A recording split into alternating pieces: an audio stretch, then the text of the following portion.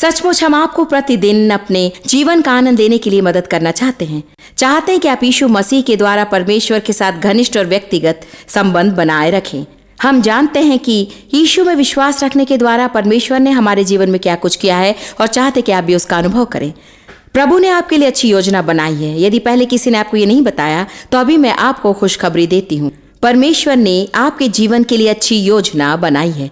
चाहे बीते दिनों आपके जीवन में कुछ भी हुआ हो, बुरी घटनाओं से आपको गुजरना पड़ा हो, शैतान केवल चोरी करने, मारने और नाश करने ही आता है, पर यीशु ने कहा, मैं आया कि तुम जीवन पाओ और बहुतायत से पाओ, जब तक कि वो उमड़ ना पड़े। बाइबल हमें सिखाती कि यद्यपि प्रभु ने हमारे जीवन के लिए अच्छी योजनाएं बनाई हैं, हमें परमेश्वर के वचन के आधार पर अपने मन को नया बनाना चाहिए ताकि हम उस पर विश्वास कर सकें। यदि आप शैतान को आपसे झूठ बोलने का अवसर देते आए हैं और आप उसके बारे में नहीं जानते थे, तो फिर आप जिन बातों पर विश्वास कर रहे हैं वो झूठ है और यही धोखा है। धोखे का अर्थ है झूठ पर विश्वास करना। शैतान बड़ा धोखेबाज है। शैतान हमसे झूठ कहता है, ऐसी बातें बताता है जो सच नहीं है। यदि हम उसकी बातों पर विश्वास करें तो हमारे विश्वास के अनुसार ही हम पाएंगे। बाइबल कहती है जैसा हम विश्वास करते हैं वैसा ही होगा। 2 कुरिन्थियों 10 में परमेश्वर का वचन कहता है कि झूठ को पहचानने के लिए हमें प्रभु के वचनों का ज्ञान प्राप्त करना चाहिए। रोमियो 12 कहता है, प्रभु ने हमारे लिए अच्छी योजना बनाई है, परंतु हमें अपनी बुद्धि को नया बनाना चाहिए। दूसरे शब्दों में हमें अपने सोचने का ढंग बदलना चाहिए। कई सालों से मैं उन बातों के बारे में सोचती रही जो वास्तव में सच नहीं थे, पर मेरे लिए सच लग रहे थे। वे मेरे लिए वास्तविक थे क्योंकि मैं उन्हें मानती थी। जब मैं प्रभु का वचन जानने लगी, मेरी बुद्धि नई होने लगी, मैं अलग ढंग से सोचने लगी, सत्य को जानने लगी, तो मेरा जीवन बदलने लगा और आपका जीवन भी ऐसे ही बदल सकता है। आज हम मेरी एक पुस्तक आपको पेश करने वाले हैं जिसका शीर्षक है बैटलफील्ड ऑफ द माइंड। सालों से ये मेरी पुस्तकों में से सबसे अधिक बिकने वाली पुस्तक है। ये मसीह समाज में बिकने वाली पुस्तकों की सूची में आती है और अभी इसकी करोड़ों प्रतियां छपने लगी हैं। कई लोगों ने इसे पढ़ा है और बहुत से लोग इसे हर समय पढ़ते रहते हैं। वास्तव में अभी मैं आपके लिए 1-2 गवाहियां पढ़कर सुनाना चाहती हूँ, कुछ बातें जो कुछ लोगों ने बताई हैं, और उसके बाद इस कार्यक्रम में आप कुछ लोगों को उन्हीं के मुंह से इस पुस्तक के बारे में बताई बातें सुनेंगे। इसमें लिखा है, प्रिय Joyce, battlefield of the mind पुस्तक पढ़ने के बाद मेरे जीवन में जो परिवर्तन हुआ है वही मैं आपको बता रही हूँ। मैं सदा इस चिंता और भय से व्याकुल थी कि लोग मेरे बारे में क्या सोचते हैं। यकीनन आप में से कुछ लोग भी ऐसे ही हैं। मैं भयानक सपने देखती थी जिसमें मेरे प्रियजनों को घायल देखती थी। मन का युद्ध क्षेत्र ने मुझे ये स्पष्ट कर दिया कि गलत सोच पद्धति से मैं अपने आप को चोट पहुंचा रही थी। आपके इस विचार से मेरी आंखें खुल गई कि हमें सदा सकारात्मक विचार रखना चाहिए और कभी दिमाग को खाली रखकर उसे शैतान का क्रीड़ा स्थल नहीं बनने देना चाहिए। मैंने अपनी चिंताओं को प्रभु पर रखकर निश्चित रहना सीख लिया है। आपको और प्रभु को मेरा धन्यवाद। कार्ला। एक और, प्रिय डेव और जॉयस, में शराबियों के इलाज केंद्र में थी जब मैंने पहली बार आपकी और आपकी सेवकाई के बारे में सुना। मेरे सलाहकार ने मुझे एक पुस्तक पढ़ने को दी, वो थी बैटलफील्ड ऑफ द माइंड। 1.5 साल बाद मुझे शराब पीने की जरा भी इच्छा या सोच नहीं रही। आपका संदेश सुनाने का तरीका अनोखा है। मेरे जीवन का तौर तरीका और दृष्टिकोण बिल्कुल बदल गया है। प्रभु आपको आशीष दे। आपकी जूली। ये थी 2 लोगों की गवाहियां, पर ये आपकी भी गवाही हो सकती है। क्या आपका मन व्याकुल है? क्या आप चिंता, भय और व्याकुलता से पीड़ित हैं? क्या आपका मन सदा आपकी समस्याओं का समाधान ढूंढने के पीछे लगा हुआ है कि इसे आप कैसे ठीक करें? आपको इस तरह से जीने की आवश्यकता नहीं है। मैं मानती हूं कि जहां मन जाता है मनुष्य पीछे जाता है। रोमियो अध्याय 8 पद 5 इसे सिद्ध करता है। शारीरिक व्यक्ति शरीर की बातों पर मन लगाते हैं। शरीर पर मन लगाना परमेश्वर से बैर करना है। दूसरे शब्दों में, यदि कोई व्यक्ति शरीर के अनुसार चलता है या अपनी भावना का अनुसरण करता है या अपनी मनमर्जी करता है, ये इसलिए क्योंकि उनका मन उन चीजों पर लगा रहता है। हमारा मन जिस पर लग जाता है हम उसी के पीछे पड़ते हैं। परंतु आगे कहा गया है, आत्मिक व्यक्ति आत्मा की बातों पर मन लगाते हैं और उसी को खोजते हैं जो उनकी आत्मा चाहती है। बाइबल हमें सिखाती कि हमें आत्मा के द्वारा चलाया जाना चाहिए। आत्मा में चलना चाहिए और पवित्र आत्मा का अनुसरण करके पूर्ण रूप से पवित्र आत्मा द्वारा नियंत्रित और मार्गदर्शित किया जाना चाहिए। और ऐसा करने के लिए अपने मन को पवित्र आत्मा द्वारा अगुवाई करने दें। अभी मैं आपको एक और गवाही सुनाना चाहती हूँ, एक महिला की जिसके लिए कैंसर के विरुद्ध लड़ने में बैटलफील्ड ऑफ द माइंड पुस्तक अत्यंत सहायक सिद्ध हुई। मैं मानती हूँ कि फिलहाल आप जिन चीजों से संघर्ष कर रहे हैं उससे छुटकारा पाने में यह सचमुच आपके लिए सहायक होगी। जब आपसे कोई कहता है कि आपको कैंसर है तो आप में डर आ जाता है और आप मृत्यु का सामना करते हैं। मैं 4 महीने वेदना सहते रही और तीव्र चिकित्सा लेती रही। चर्च के एक सज्जन ने मुझसे कहा, तुम जॉयस मेयर का प्रोग्राम देखो। मैंने कहा, वो कौन है? उन्होंने कहा, एक अद्भुत महिला है, उनकी बातें सुनो, वो 5 बजे टीवी पर आती है। मैंने कहा, 5 बजे मैं नहीं देखती। लेकिन आश्चर्य की बात है कि पवित्र आत्मा मुझे 4:45 बजे उठाने लगा। हाँ, मैं अन्य महिलाओं के साथ उनकी सभाओं में जाने लगी और वहाँ हमें बैटलफील्ड ऑफ द माइंड का परिचय मिला। मैं नहीं बता सकती कि इस पुस्तक ने मेरे लिए क्या कुछ किया है। मैं हमेशा अपने साथ इसे डॉक्टर के पास ले जाती और मेरे डॉक्टर मुझसे पूछते, ये आप क्या पढ़ रही हैं? मैं उन्हें बताती। मैंने इस पुस्तक की 28 प्रतियां खरीदी और उसे अपने डॉक्टर के हेड नर्स को दिया। मैंने कहा, पुस्तक मेरे लिए बहुत सहायक सिद्ध हुई है और मैं जानती हूँ ऐसे कुछ लोग हैं जिन्हें इसकी जरूरत है। इस पुस्तक के कारण उस चिकित्सालय में चर्चा आरंभ हो गई। मैं उन्हें बता सकी कि प्रभु मेरे जीवन में क्या कर रहा है। उसने वहाँ 2 पुस्तकों को छोड़कर बाकी बांट दिया। ऐसी भयानक बीमारियों का सामना करना मुश्किल होता है, परंतु ये पुस्तक आपके मन को बदलने में सहायता करती है। यदि आपने इसे नहीं पढ़ा तो जरूर पढ़िएगा। धन्यवाद। धन्यवाद। अद्भुत है। धन्यवाद। शर्ली की गवाही से मुझे प्रोत्साहन मिलता है, क्योंकि मैं जानती हूँ कि ऐसे अनेक लोग हैं जो कई प्रकार की बीमारियां और तरह तरह के बंधन व नशों से संघर्ष कर रहे हैं। ये सुनकर मुझे खुशी होती है कि ये पुस्तक उनके जीवन में अच्छे फल पैदा करके उनकी सहायता करती है। तो फिर यदि आपके शरीर में कोई बीमारी है और आप संघर्ष कर रहे हैं या फिलहाल आप जिससे भी होकर गुजर रहे हैं, हम आपको प्रोत्साहित करते हैं कि आप इस पुस्तक को खरीद लें। मैं चाहती हूँ कि आज ही आप इसका ऑर्डर करें। मन को नया बनाना एक प्रक्रिया है। मैं चाहती हूँ कि इसी क्षण आप इसे समझ लें। मैं मानती हूँ कि अभी ऐसे कुछ लोग इस कार्यक्रम को देख रहे हैं जिन्होंने पहले भी इन बातों को सुनी है और अपने मन को नया बनाने में आप प्रभु के साथ कार्यरत है, परंतु आपको लगता है कि आपने कोई प्रगति नहीं की। आपको लगता है कि आपके मन में हमेशा गलत विचार ही आते हैं।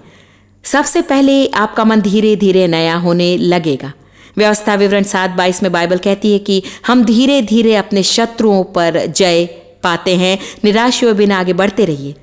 2 कुरिन्थियों 3:18 में कहा गया कि जितना अधिक हम प्रभु के वचन का अध्ययन करते हैं, उतना ही अधिक हम जानते हैं कि प्रभु हमें हमेशा बदलता है। हम प्रभु के द्वारा महिमा में अंश करके बदलते जाते हैं। महिमा शब्द का अर्थ है हमारे जीवन में उत्कृष्टता का प्रदर्शन। यदि हम धीरे धीरे अंश करके महिमा में प्रवेश करते रहें तो हर बार हम और अधिक महिमामय होते जाएंगे। एक और बात पर मैं आपको प्रोत्साहित करना चाहती हूँ। यदि आपके मन में संघर्ष चल रहा है और सचमुच आप सही ढंग से सोचना सीख रहे हैं, तो आपको असफल होने पर खुद को दोषी नहीं ठहराना चाहिए या फिर यह एहसास होने लगे कि आपने गलती की है, या आपको महसूस होने पर कि आप गलत बातें सोचते रहें। जैसे ही आपको एहसास हो कि आपसे कोई गलती हो रही है तो तुरंत कुछ अच्छा सोचने लगिए। उन बुरे विचारों को छोड़ दीजिए, उनके बदले अच्छे विचार रखिए। लेकिन शैतान को मौका न दीजिए कि वो आपको दोषी ठहराए, क्योंकि इससे होता ही है कि आप दुर्बल हो जाते हैं और दोबारा आप पाप में गिर जाते हैं। तो याद रखिए, ये एक धीमी प्रक्रिया है। आप दोषारोप के नीचे मत रहिए। जो कोई मसीह में उसके लिए दंड की आज्ञा नहीं होती। जब पवित्र आत्मा हमारे गलत विचारों का एहसास कराता है तब वो हमें दोषी नहीं ठहराता है, वो हमें एहसास दिलाता है ताकि हम सुधर जाएं। मुझे याद है जब कई साल पहले सही विचार रखने के विषय में प्रभु मुझसे निपटने लगा था। पहले मैंने उन वचनों को अपने लिए ले लिया जो 2 कुरिन्थियों में कहा गया है कि बुरी कल्पनाओं को छोड़ दो, गलत बातों को मत सोचो, पर जब आपको एहसास हो जाए कि आप गलत सोच रहे थे तो उन्हें त्याग दो। ईमानदारी से कहती हूँ, उस दिन के अंत में मैं बुरे विचारों को दूर करते करते बहुत ही थक गई, क्योंकि एक बुरा विचार आता मैं उसे दूर करती, एक और बुरा विचार आता मैं उसे दूर करती, एक और आता मैं उसे दूर करती। सारा दिन मुझे ऐसा महसूस होता रहा कि मैं मानसिक युद्ध लड़ रही थी और मैं शत्रु के साथ युद्ध क्रीड़ा कर रही थी। उसके कई हफ्तों बाद मैंने एक दिन प्रार्थना में प्रभु से कहा कि मैं इसे और अधिक बर्दाश्त नहीं कर सकती। हर एक दिन के अंत में मुझे लगता है कि मैं बुरे विचारों को दूर करते करते थक जाती हूँ और वे दोबारा आ जाते हैं। मैं उन्हें दूर करती हूँ और वे दोबारा आ जाते हैं। मैं उन्हें दूर भगाती हूँ और वो दोबारा आ जाते हैं। प्रभु ने ऐसी बात कही जो सचमुच उस समय मेरे लिए एक प्रकाशन था।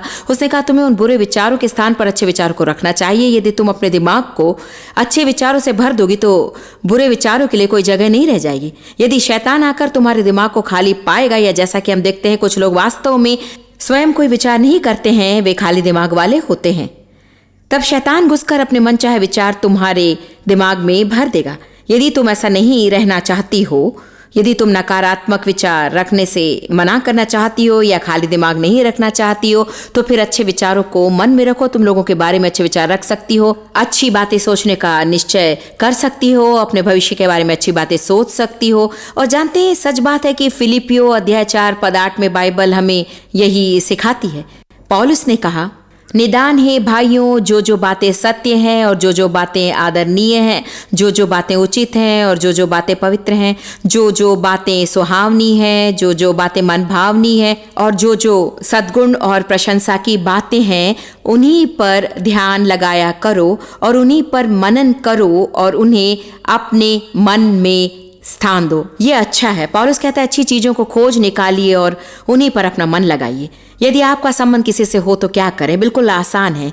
आप उनमें जो नकारात्मक बातें उसे अनदेखा कर दीजिए। ऐसा लगता है कि दूसरों की गलती आपको दिखाने में शैतान बहुत ही तेज है। हम प्रभु से प्रार्थना कर सकते हैं कि वो लोगों की अच्छाइयाँ और सकारात्मक बातों को देखने में हमारी मदद करे, और फिर यदि उनमें कोई खूबी दिख जाए तो उस पर और ध्यान बढ़ाकर उसी पर मन लगाया रखना चाहिए। और हमें ये बात ठान लेनी चाहिए कि हम अच्छी बातों पर ही अपना ध्यान रखेंगे। हम जितना अधिक सकारात्मक विचार रखेंगे उतना ही अधिक हमारा जीवन भी सकारात्मक होगा। हम छोटा सा ब्रेक लेंगे और कुछ देर में मैं आपसे फिर मिलूंगी।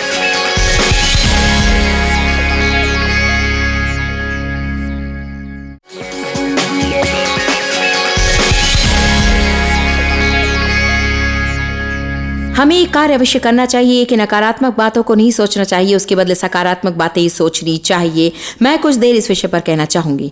मैं ऐसी महिला थी जिसकी सोच अनेक वर्ष बहुत नकारात्मक थी। कभी कभी मैं मजाक में ऐसा कह देती हूँ, पर वास्तव में यही सत्य है। यदि मैं एक के बाद एक 2 सकारात्मक बातें सोच लूं तो मेरा दिमाग चकरा जाता है, क्योंकि मुझ में नकारात्मक बातें सोचने की इतनी बुरी आदत थी कि जब मैं सकारात्मक ढंग से सोचने लगी तब ऐसा लगने लगा मानो मन कह रहा हो कि रुको, ये क्या हो रहा है, मैं इसकी आदी नहीं हूँ। मैंने बिल्कुल सकारात्मक व्यक्ति से शादी की और उसके लिए मैं एक समस्या थी, क्योंकि मैं हर बात पर नकारात्मक थी और वे सकारात्मक थे। एक नकारात्मक व्यक्ति अपने आसपास के सभी लोगों को आसानी से नीचे गिरा सकता है, क्योंकि नकारात्मक विचार सदा नीचे दबाता रहता है और उस सबकी खुशियां मिटा देता है। मैं आपको प्रोत्साहित करना चाहती हूँ कि अनेक लोगों की तरह यदि आप में भी नकारात्मक विचारों की आदत हो जो अनेक लोगों में है, तो सबसे पहले दोष भाव मत रखिए। दूसरा, आज ही अपने मन में ठान लीजिए कि आप बदलेंगे। परमेश्वर नकारात्मक नहीं है, उसमें जरा भी नकारात्मकता नहीं है। शैतान पूर्ण रूप से नकारात्मक, उसमें सारी चीजें नीच, घटिया, निराशाजनक और निर्जीव है, और जो कुछ भी आप उसके बारे में सोच सकते हैं सब कुछ मरा हुआ है। यीशु हमारी महिमा और हमारे सिर को ऊंचा उठाने वाला है, तथा प्रभु ने हमारे जीवन की अच्छी योजना बनाई है। रोमियो 4:18 इब्राहिम के बारे में बताता है। इब्राहिम एक ऐसा व्यक्ति था जिसमें गंभीर समस्या थी। यदि अभी आपकी कोई समस्या है, यदि आपकी परिस्थिति सचमुच जटिल है, आप परीक्षाओं से गुजर रहे हैं, आप शायद कहेंगे, अरे भाई, आप मुझसे सकारात्मक विचार रखने के बारे में कैसे कह सकती हैं? आप नहीं जानती कि कितने दिनों से मैं छुटकारा पाने के इंतजार में हूँ। इब्राहिम भी अपने जीवन में परमेश्वर की प्रतिज्ञा पूरी होने के लिए अनेक वर्षों तक इंतजार करता रहा। उसने प्रभु से एक संतान की मांग की थी। उसकी पत्नी की कोख से वो एक बच्चा चाहता था जिसमें वे आनंदित हो सकें। परमेश्वर ने उसे वचन दिया था कि वो उसे न केवल एक पुत्र देगा, वरन उसके वंश को इतना बढ़ाएगा कि उनकी गिनती नहीं की जा सकेगी, वे आकाश के तारों की नाई होंगे। और इब्राहिम के जीवन में ऐसा समय आया था जब उसमें जरा भी आशा नहीं बची। उसने निराशा में भी आशा रखकर विश्वास किया, इसलिए कि उस वचन के अनुसार कि तेरा वंश ऐसा होगा, वो बहुत सी जातियों का पिता हो। और वो जो 100 वर्ष का था, अपने मरे हुए से शरीर और सारा के गर्भ की मरी हुई किसी दशा जानकर भी विश्वास में निर्बल न हुआ। देखिए, कभी कभी हम अपनी परिस्थितियों को देखकर सोचते हैं कि भला आप क्या समझेंगे जॉयस, मेरे लिए कोई भी संभावना नहीं है। हाँ, इब्राहिम का भी यही हाल था। वो पहले से ही 100 वर्ष का था, वो पहले से ही शक्तिहीन था, उसका शरीर मरा हुआ सा था। सारा का जीवन भी काफी बदल चुका था, उसका गर्भ मरी हुई दशा में था। प्रभु ने उसे एक संतान देने का वचन दिया था। सबसे पहले हमारे मन में विचार आता है असंभव, फिर भी वचन 20 कहता है, और न अविश्वासी होकर परमेश्वर की प्रतिज्ञा पर संदेह किया, पर विश्वास में दृढ़ होकर परमेश्वर की महिमा की। देखिए, मैंने शैतान के विचारों को सोचते हुए अपने जीवन के कई वर्ष बेकार गंवा दिए। मैं नहीं चाहती कि नकारात्मक बातें सोचने के लिए शैतान मेरा प्रयोग करे। मैं सकारात्मक ढंग से सोचना चाहती हूँ ताकि प्रभु मेरे जीवन में कार्य कर सके। निकालिए भजन अध्याय 27 पद 13 और 14। परमेश्वर के संग चलना आरंभ करने पर इन वचनों ने भी मुझे प्रोत्साहन दिया। आशा है आप भी इससे प्रेरित होंगे। यदि मुझे विश्वास न होता कि जीवितों पृथ्वी पर यहोवा की भलाई को देखूंगा तो मैं मूर्छित हो जाता। हालेलुया। दाऊद ने कहा, मैं मूर्छित हो जाता। मेरा जीवन कितना दुख भरा होता यदि मुझे विश्वास न होता कि जीवितों के पृथ्वी पर यहोवा की भलाई को देखूंगा।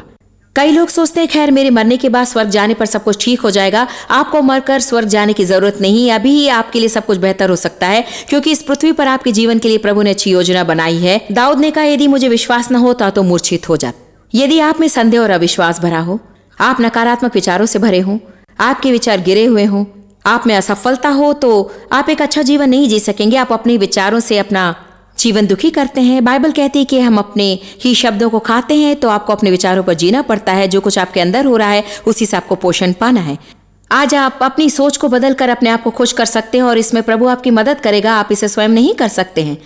आप प्रभु से प्रार्थना करें ताकि एक सकारात्मक व्यक्ति बन सके, ऐसा व्यक्ति जो जीवन की बुरी बातों पर ध्यान न रखे और उसके बारे में ही ना सोचे, और जो कुछ बुरा हुआ है उसके बारे में ही ना सोचे। हम सबके जीवन में बुरी घटनाएं घटती हैं, ऐसी घटनाएं जो हम नहीं चाहते कि हमारे साथ घटें।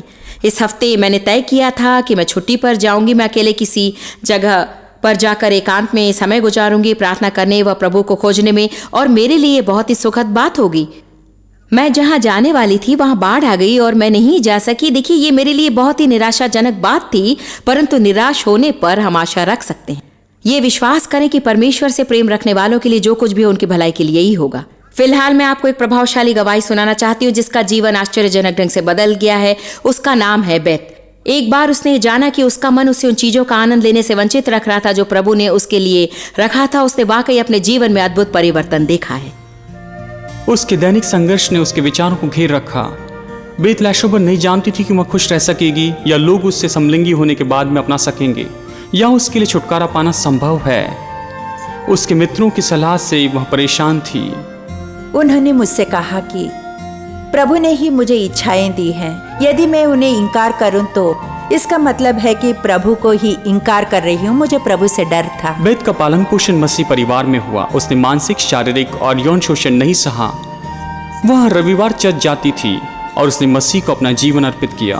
वह भीतरी वेदना नहीं सहना चाहती थी।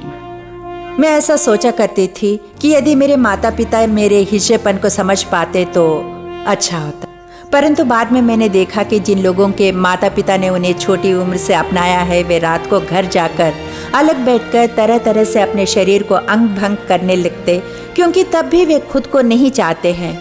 मैं ऐसी थी, ऐसी रहूंगी, वैसी रहूंगी, परंतु मैंने देखा कि सामान्य लोग भी ऐसा ही कुछ करते हैं। तो फिर मैंने एहसास किया कि प्रभु के बिना कुछ नहीं कर सकते, और प्रभु के बिना सचमुच कुछ नहीं। बैटलफील्ड ऑफ द माइंड पढ़ने के बाद बेथ आजादी के पथ पर चलने लगी।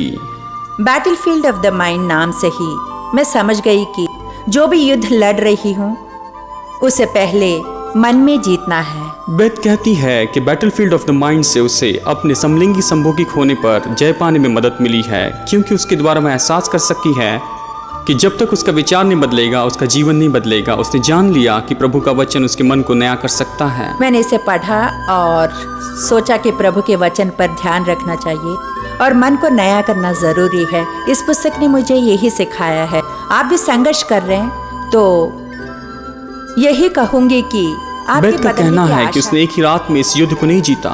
उसने यूं ही बटन दबाकर अलग सोचना आरंभ नहीं किया, बल्कि उसने उतनी कठिनाई से लड़ाई की जैसे एक मोर्चे को लड़ा जाता है। सत्य को जानेंगे और सत्य आपको स्वतंत्र करेगा। आज तक जिन झूठों को आप मानते रहे हैं उसके प्रति ये आपकी आंखें खोल देता है।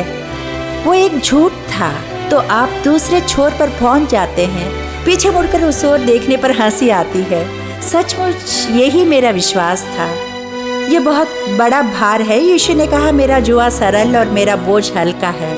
मैं अपना क्रूस उठाकर चल रही हूँ, परंतु ये उससे काफी बेहतर है जिससे मैं पहले निपटती थी। यदि आप इससे संघर्ष कर रहे हैं तो मैं यही कहूंगी, बदलने की आशा है।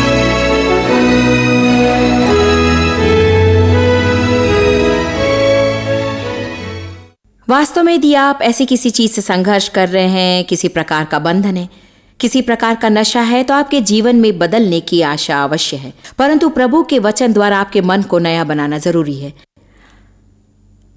नीति वचन 15:15 मेरे जीवन में बहुत ही सहायक रहा, क्योंकि मैं हमेशा नकारात्मक विचार रखती थी। ऐसा लगता था कि मेरे आसपास के वातावरण में सदा यह डर लगा रहता था कि मेरे लिए कुछ बुरा होगा। जैसा कि मैंने कई बार कहा है, बचपन में मेरा दुष्प्रयोग किया गया और मैं एक हिंसात्मक वातावरण में जी रही थी जहां बहुत सी बुरी घटनाएं घटती थी। मैं उन बुरी चीज़ों से डर गई और उनकी प्रत्याशा करते करते जीवन में उन्हें बढ़ावा देने लगी। हमें बुरी घटनाएं नहीं बल्कि अच्छी घटनाओं के होने की प्रत्याशा करनी चाहिए। दाऊद ने कहा, यदि मैं विश्वास नहीं करता कि जीवितों की पृथ्वी पर यहोवा की भलाई को देखूंगा तो मैं मूर्छित हो जाता। नीति वचन 15:15 कहता है, दुखिया के सब दिन दुख भरे रहते हैं। अर्थात दुखी होने का अर्थ है कोई बुरी घटना घटने के पहले ही उसकी आशा करना, परंतु जिसका मन प्रसन्न रहता है वो मानो नित्य भोज में जाता है। सचमुच मैं आपको प्रोत्साहित करूंगी कि आप सकारात्मक विचार रखने लगें और जीवन में भले कर्म होने की आशा करें। हम आपकी मदद करना चाहते हैं। आप अपने जीवन में पवित्र आत्मा को अवसर दे कि वो प्रभु के वचन की सामर्थ्य द्वारा आप में कार्य करके मन को नया बना दे, ताकि आप आपके जीवन के लिए प्रभु ने जो योजना बनाई उससे सहमत हो सके। देखते रहिए, हम आपको और भी अधिक जानकारी देंगे। प्रभु आपको आशीष दे। आप जितना जानते हैं उससे भी अधिक आप हमारे लिए जॉइस मेयर मिनिस्ट्रीज एशिया में महत्वपूर्ण है। हम आपकी सराहना करते हैं। आप सौभाग्यों का धन्यवाद देते हैं कि इस संसार भर की सेवकाई को आप सफल कर रहे हैं। एक साथ हम भूखों को भोजन, गरीबों को कपड़े दे रहे हैं और पूरे संसार में सुसमाचार प्रचार कर रहे हैं। हमसे आज ही संपर्क करें या लॉग करें jmmindia.org।